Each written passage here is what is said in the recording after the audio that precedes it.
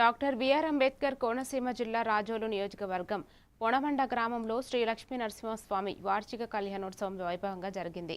ఈ ఉత్సవాల్లో రథోత్సవం భక్తులను ఆకట్టుకుంది. విద్యుత్ దీపాలు, పుష్పాలతో అలంకరించిన రథంపై స్వామివారు ఊరేగగా గోవింద నామస్మరణలతో గ్రామం మారుమోగింది. చేకూరి సింగరాజు ఆధ్వర్యంలో కార్యక్రమాలు క్రమశిక్షణతో నిర్వహించగా భక్తులకు ఎలాంటి ఇబ్బందులు కలగకుండా ఏర్పాట్లు చేశారు. నియోజకవర్గం నలుమూలల నుండి భారీగా భక్తులు హాజరై స్వామివారిని దర్శించుకున్నారు.